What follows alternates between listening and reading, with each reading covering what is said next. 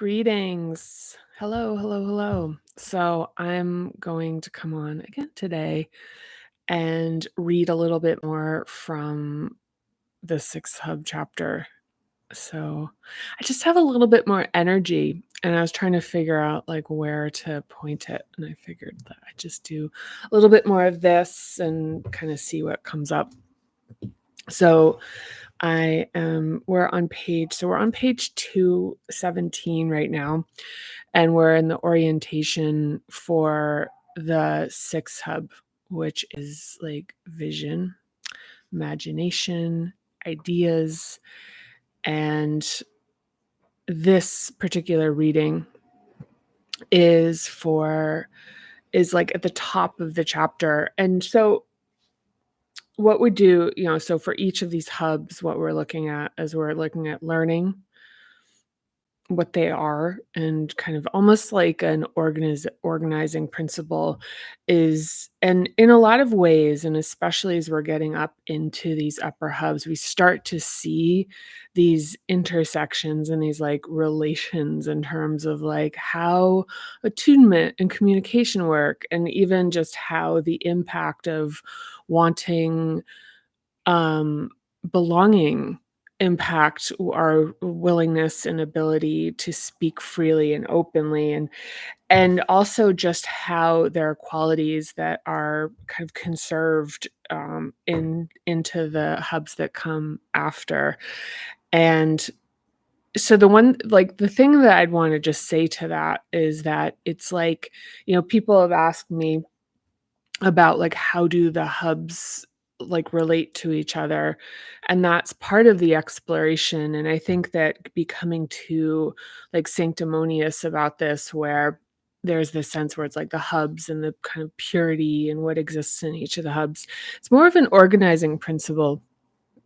And yes, there is this crossover in terms of the physiology and the nervous system maturation and development that's happening at these ages as they relate to the nervous system capability, the nervous system ganglia, like all of there is a developmental component to it.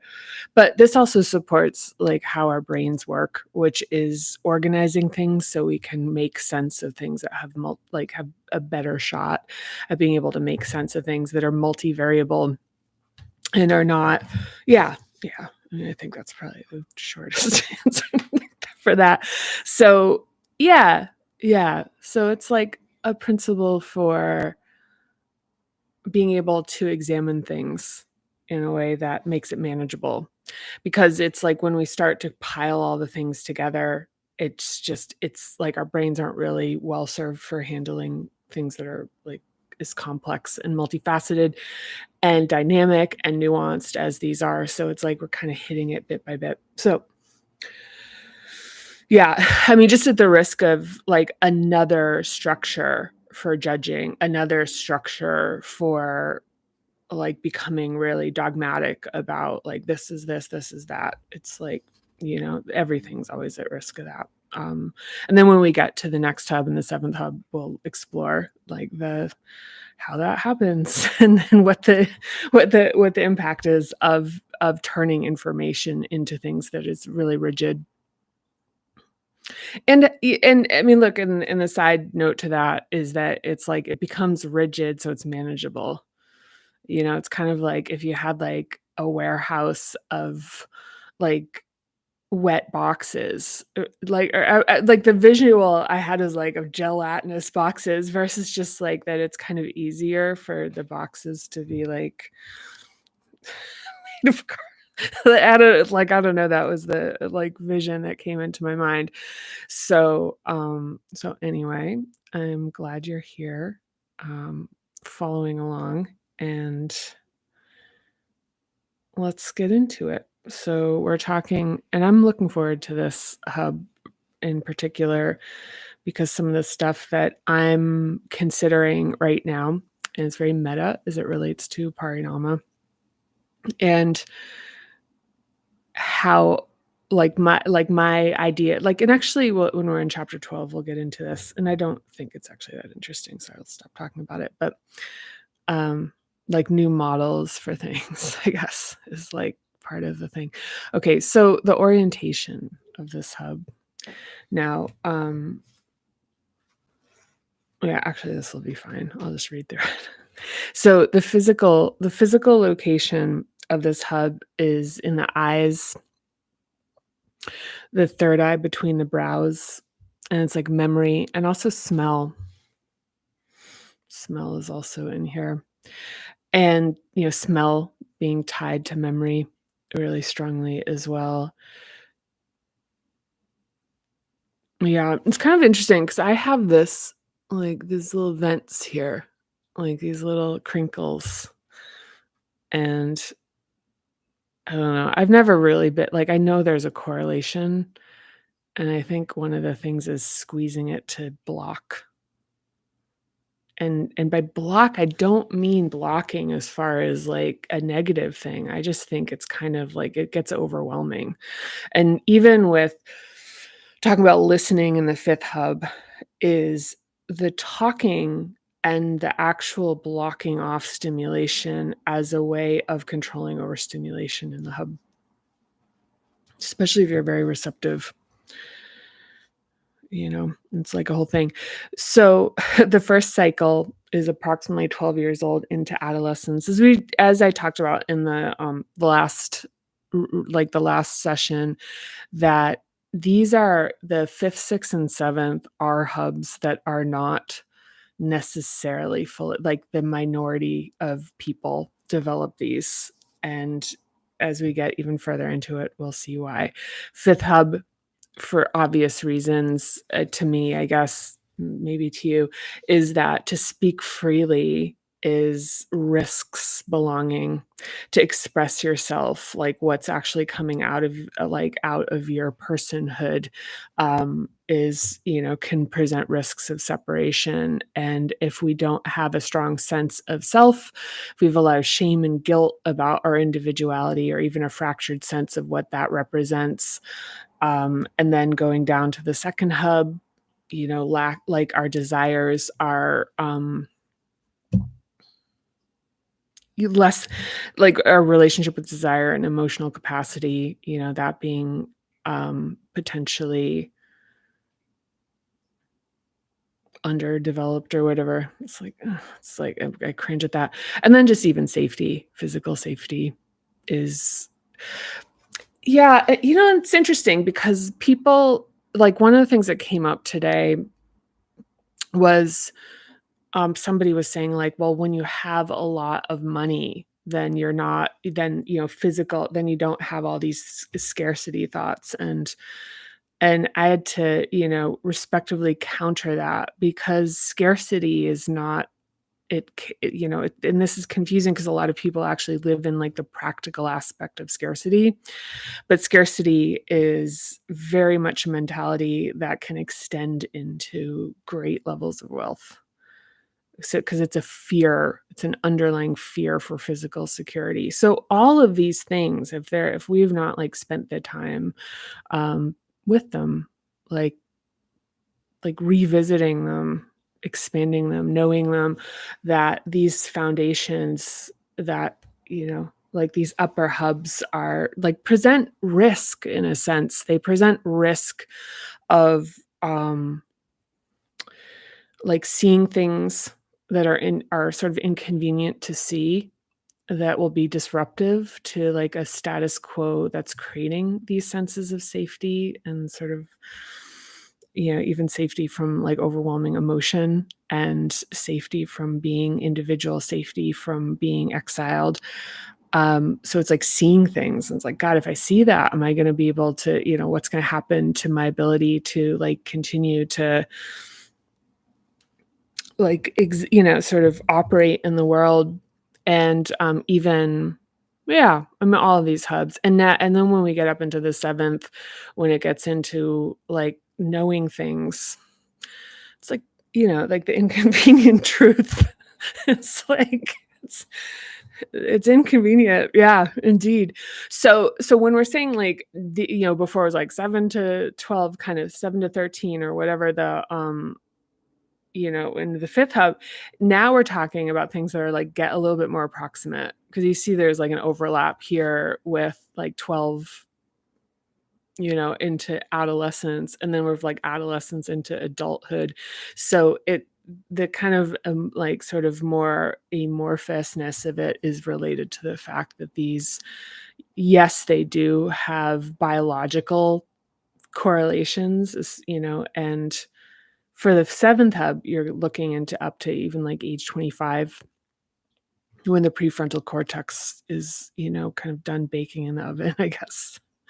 So, okay. So the task of this hub, seemingly obvious, deeper layers here, is to see and be seen.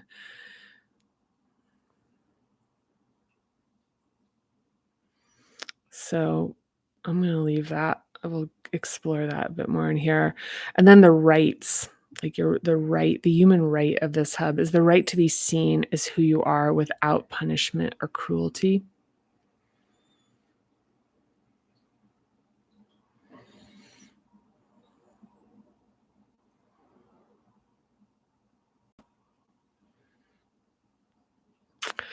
The right to be seen as who you are without punishment or cruelty. One of the things about all the rights, I think where that's like page 25, 26, is to just revisit them and explore them and even just examine the kind of reflexive response to that and like what's evocative in that, where it's kind of like the right to be seen. It's like, I mean, it's interesting to see how the adaptations and the interrupting and stressing factors impact the depth of it. Goes to like the sense of like, no, that's something earned. Like, so the meritocracy kind of bullshit with all the things, which is like, it's you earn every single bit of this. Like, it's like you earn this. Like, that's part of what we're actually um reclaiming, which is like, no, this is like a thing. It's like, actually, this is like, this is your birthright to be able to express yourself. The fact that, yeah, that's it. The right to be seen as who you are without punishment or cruelty, and identity. So, and we'll get into the full like seven faceted identity in the next chapter. In the seventh hub, very strong, by the way. I'm very proud of that section. It's interesting where it landed in the book because it used to be in the beginning, but it's kind of buries a little bit of the lead. But it's that our identity is multifaceted. So the facets each there's a facet of our identity in each of these hubs. And so, in the first hub, it's like I'm my physical body. I'm like what I look, I'm what I own. The second hub is like I am what I feel. I am what I desire. And and so on and so forth. Like you can read it in the book. But the identity here is I am my ideas. I am what I see, like, and my image. So it's a weird way that was written. I am my ideas. I am what you see. Oh, okay. I get it now. I am my ideas. I am what you see, my image.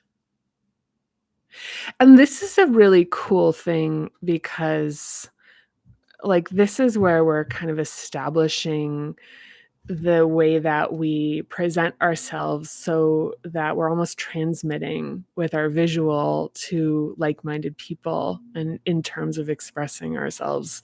It's kind of a beautiful thing. And also just, I mean, think about when you see, maybe this, actually, I'll do first person this, is that when I see someone who's really uniquely styled and really just like, and there's this quality that someone has that when they have like that really strong like sixth hub expression, and it's so inspiring and it's so beautiful, like no matter what outside of like kind of conventional beauty standards, like just when you see someone that's like really crafted the expression of themselves visually, it's really just great. I like years ago, years ago, I was on Newbury Street, and there was this man. I mean, just like beautiful style, and I remember I was like, I just want to thank you for like what you're doing here to contribute. I didn't do that again. It's just so awkward. Yeah, it's unnecessary. I've got to fit. It's kind of like, yeah, I don't know. What are you supposed to do? Somebody in the comments tell me, what are you supposed to do? I guess compliment somebody, but sometimes it's a little like whatever. I guess people, yeah, maybe compliment people. So I don't know why I'm bringing that up. And then the reconciliation of this hub is intuition versus bias and what we allow ourselves to see. Yeah. There'll be a lot of discussion about intuition versus bias. This is like typically in this particular, like when it's discussed as like a chakra, where it's like, this is your vision and you're seeing, it kind of, there's this thing where, and even the thing of like trusting your gut as this sort of unfiltered ultimate truth without offering up any type of like added dimension to like I guess the nuance of this, which is that like safety. So it's like your gut sometimes, it's like one of the things is like the things that feel safe to us. What's the difference between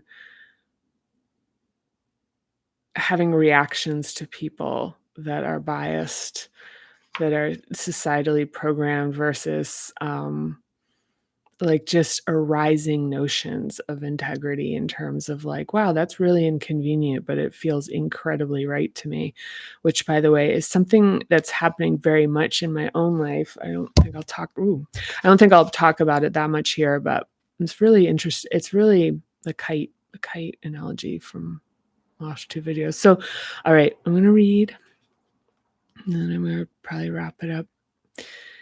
Get a salad or something. So, okay. So this is the hub of all kinds of vision. It's in the eyes and the space between the brows, aka the third eye. And in Sanskrit, it's called ajna, meaning to perceive and command.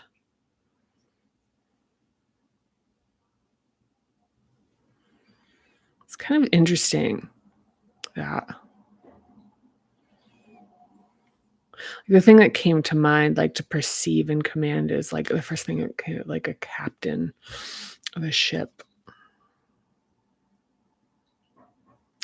Here, I demystify intuition for what it is, the use of pattern recognition for prediction. Yep. I explain how to conceive of ideas using the different states of your brain. Oh yeah, that's good in here. There's some good stuff in here. That's good. Yeah, get ready. It's good. I explain how to conceive of ideas using the different states of your brain and discuss decision making and memory.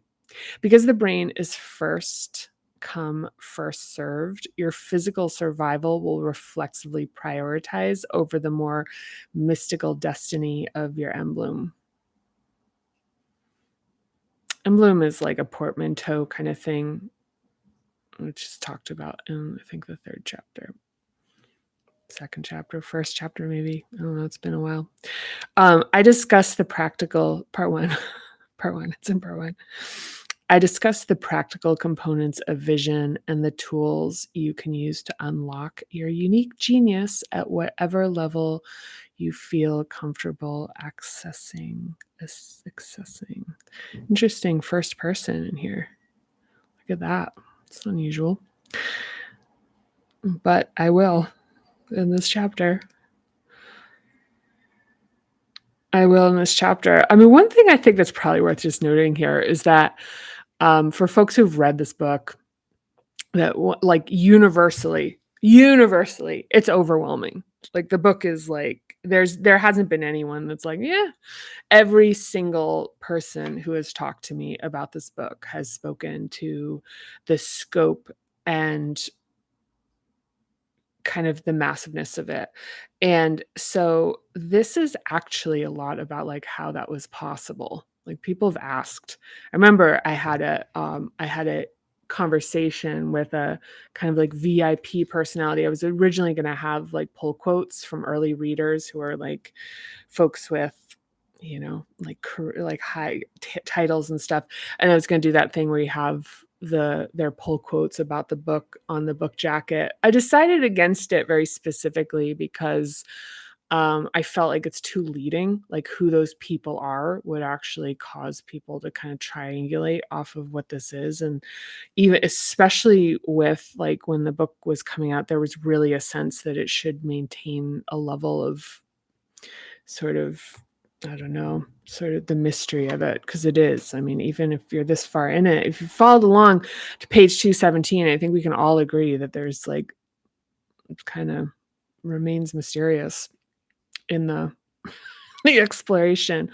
But, I remember I'd been really nervous, because 'cause I'd sent them the early pages to read, and it's very dignified, you know, like, like, high-ranking professional.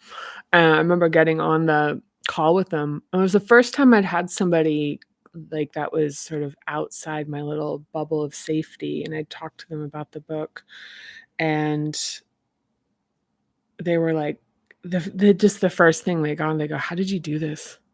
How did," and that was like, "Oh, okay." And even I have some notes here. I mean, there were, like, people that would call me just, like, in shock and awe as they were reading it, the early page people. That was a really wonderful experience, actually. It was overwhelming for me. It was really overwhelming. I got really overwhelmed by that, and I think that's actually informed. Well, I don't think it informed. I knew that there was gonna be a slow roll with this because I know that what this is something that's kind of beyond my even my understanding of the scope of this. But what I'm getting at is that it's like, so if you're in this book and, people said, how's there so much knowledge about so many things? And it's this, like, what we're gonna get into, and then what we get into with chapter 12 is how to access, being able to, anything that you have that feels like it's, like, needs to be expressed. It's how you access things that are bigger than your perceived capability of what you are and what you can do, plainly stated. Yep. Okay. So, and comfortable accessing. This is one of the things. That's why I think there's this vent here from my squeezing here is actually trying to gate the overflow of incoming, almost like vision, too much vision. Okay. Lower, maybe, I don't know, maybe not. Okay. Lower hub dominant folks tend to borrow from the upper hub dominant. The intrepid visionaries who comfortably experience the field of curiosity without getting grabbed without oof. The intrepid Okay, so the lower hub dominant folks tend to borrow, air quotes, from the upper hub dominant. So the intrepid visionaries who comfortably experience the field of curiosity without grabbing for the anchor of what already exists.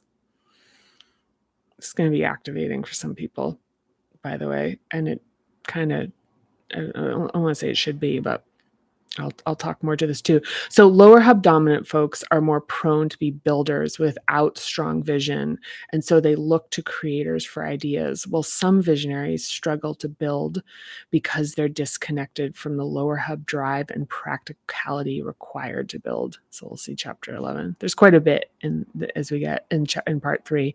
By quite a bit, I mean like 2 pages, but we get into it. So an intrepid visionary needs the fortitude to withstand the projections and insecurities of people who have underdeveloped imaginations, along with the strength and courage to proceed before there's precedent or evidence. To put that in your fucking pipe and smoke it. That's a this is a thing, and I'm gonna talk to this. This is a this might have been some of the first writing of this book in the first, like, if there were 20 pages that did not make it in the format it was because I didn't really know how to write yet. Um, I was trying to make sense of something that I saw in the professional world that was, where I saw folks who were great thinkers, great visionaries, great communicators, and great with understanding how people worked, but they kept getting kind of like smash and grabbed from people, and so I'm going down 7th, 6th, 5th, 4th, getting kind of smash and grabbed from 1, 2, and 3s, like people who are like really like, what is it? Like very bullish, physical driven, like 3rd hub dominant,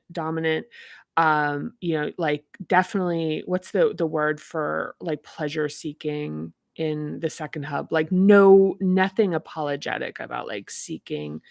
There's a word for it, and it's driving me nuts that I can't. It's like really, oh, it's like a Greek word for pleasure seeking, but very like just grounded in execution and like driving and like force, and um and that they need the folks that have the upper hub capacities, but because they have the power of their lower hubs, that they really tend to be able to like dominate in, especially in the kind of like the systems that we operate in.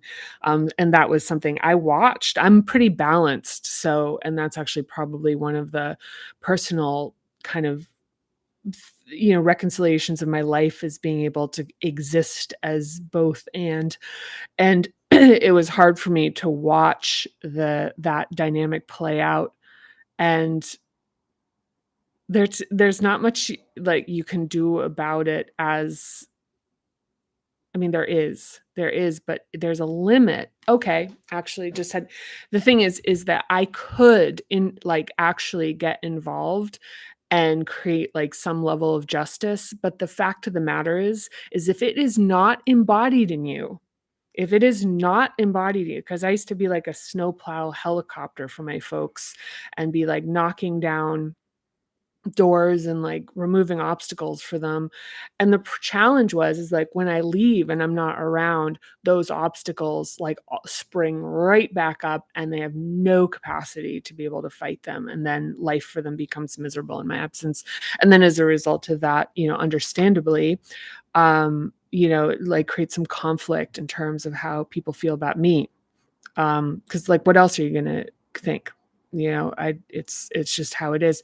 And so this is really about like how this is an inside job and finding these qualities and doing and realizing the importance of being able to embody a sense of trust in yourself, embody the expansion of your like desire and pleasure and the things that you want, and like unapologetically wanting them and like enjoying them and like seeking them, and also the confidence, and like esteem of the 3rd hub to have those qualities, that like the thing about like having somebody who's going to like step in and do it for you is, it's not sustainable.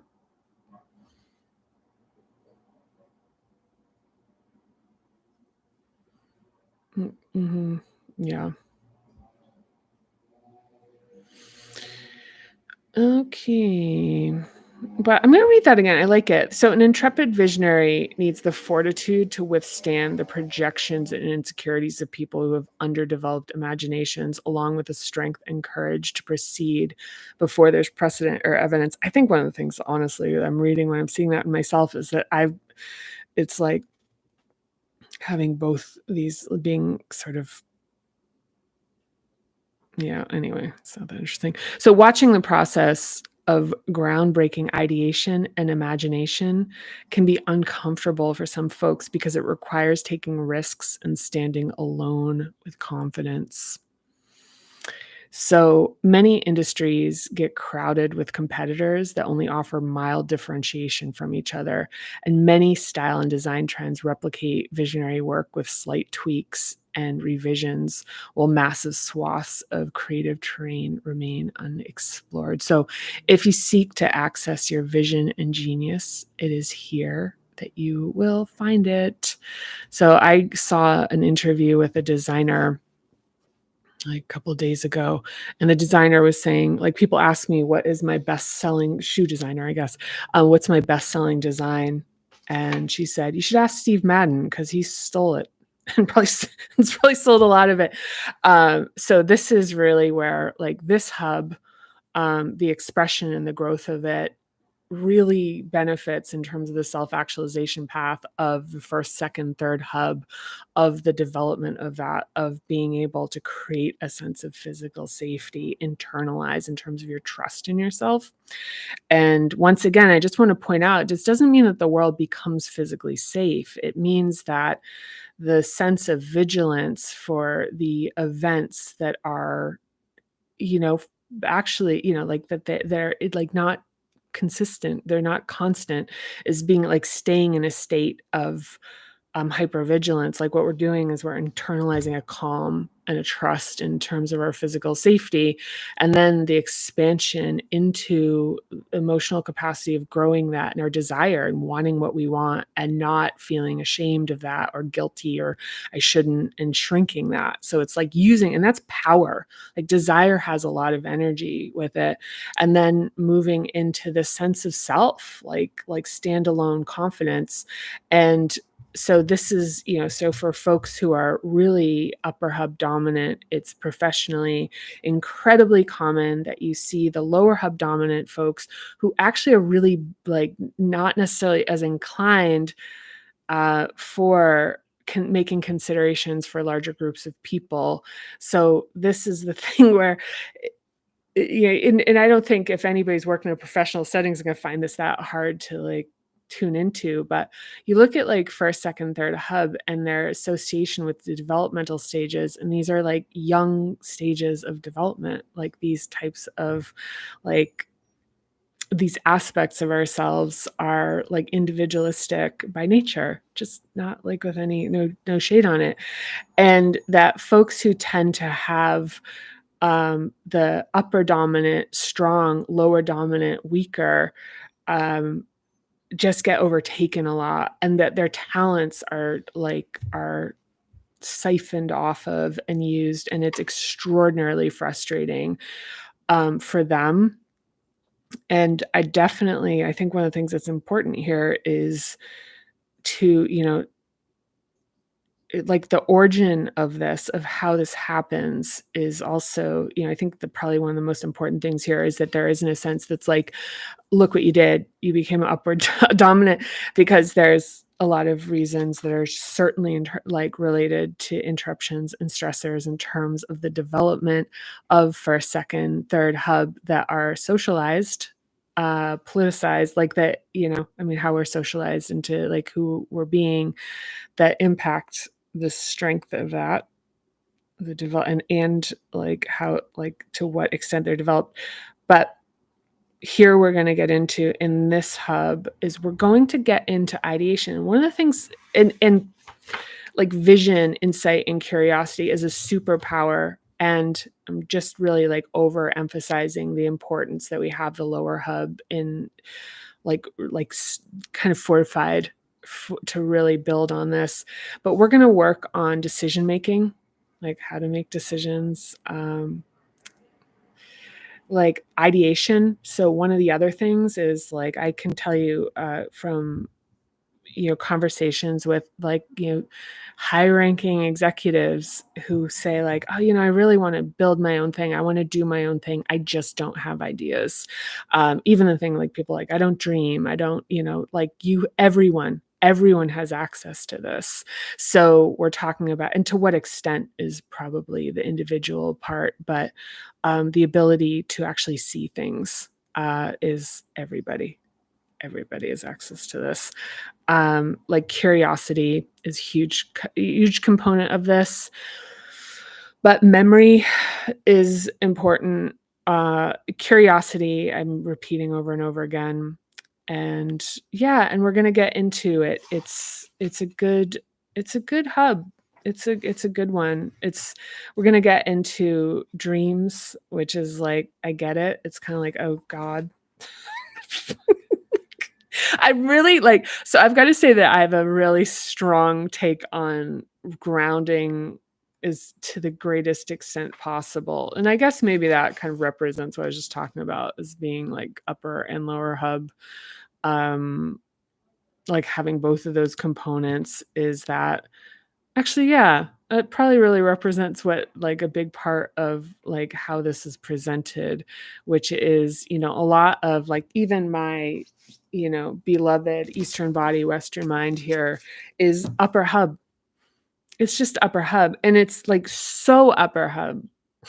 It's it's so upper hub that there's a lot of like just trust me, like kind of stuff where it's like, well, like you just have to like sort of trust the feeling of this, right? Like where it's like it's energy. When people like the energy, the universe, like where it really is like, here's this, the notion is like not defined, but can't you feel it?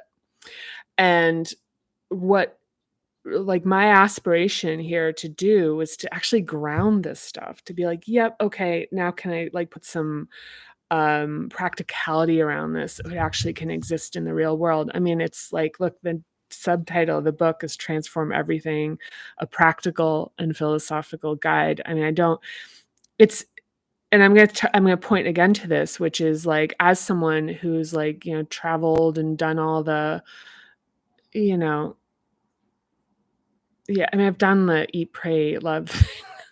I've done, and there's just was this kind of like fissure between going and practicing yoga and doing a retreat and going on vacation and doing traveling and then going back into the like practical, the so-called real world of like, business.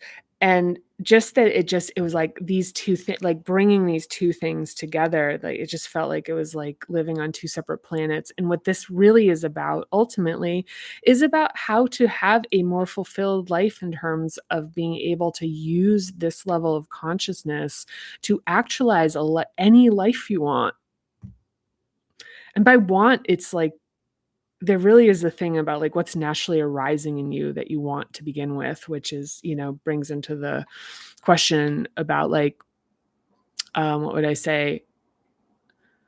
Like free will, like, which is kind of like there's something in us that sort of like wants to exist and be. So it's sort of like you can be anything you want. And it's kind of interesting to be like, maybe that thing that you want is who you kind of an expression of who you are. But the thing with this is like the point here is that it's interesting that I'm moving into these upper hubs and I'm talking more practically about this than I have before. But I think it's an important point that it's like this is a methodology that tracks, because honestly, the conventional grounded world is like pretty, I don't want to say easy, that'll be hard for people to hear, but yeah, it's it's simple. It's like, yeah, it's built in a construct, so it's not like a moving target. It's a very functional thing. So to understand it and to be able to operate in it is a really important point, a part of being able to break through a lot of limitation. So, okay, so I'm going to wrap up for now. That's it for this. Next is going to be initial development. That one's kind of a page and a quarter. So I don't know. I don't even feel like the amount of characters corresponds with how long it takes me to read something. Because that was pretty short. It was like 2/3 of a page, and it took me like 40 minutes. So there's that. So anyway, so I just, I want to say thank you. I, want to really emphasize that this is my offering doing this, and I really feel very in alignment in doing it. So I'm really grateful for your I'm really grateful to have you here with this. Let's see, what are some of the other things that are coming up right now? I think that's it for right now. I'm going to wrap up for the day here, and I hope you had a really good day wherever you are right now. And any comments I will respond to, and the best I can. I can't, yeah. So one of the things, I'll respond to most comments on here almost immediately because it's one of the only things I get notifications on. I don't have notifications turned on for anything, including my phone, my texts. So yeah, so there's that. And also, yeah, so when I do look at stuff, I wind up having everything all at once, so it takes a while for me to get back to people. But I care about responding, but I also want to say I also really care about my space and how I'm offering this in the way that makes sense. And one of the things that just has continued to be something that is the one-on-one working with people. Like I did a bit of that early on and really came to understand that it's not really my position to be doing this one-on-one. This makes more sense to be just kind of talking about this and then making it a conversation. And yeah, there's a bunch of other stuff where I'm kind of mindful of how I interact with this. So yes, so that is part of the whole thing here. So God, it's like it's really windy today. So hopefully, I guess it's like a long sleeve day. I've really been holding back on that. So anyway, for me, I've got to stop. Okay, I'll stop. I'll stop. I'll stop. Okay, so thank you again. And yeah, I really appreciate you. I really appreciate you for coming along here. We're doing this together. We're in this together. So talk to you next time. All right, bye.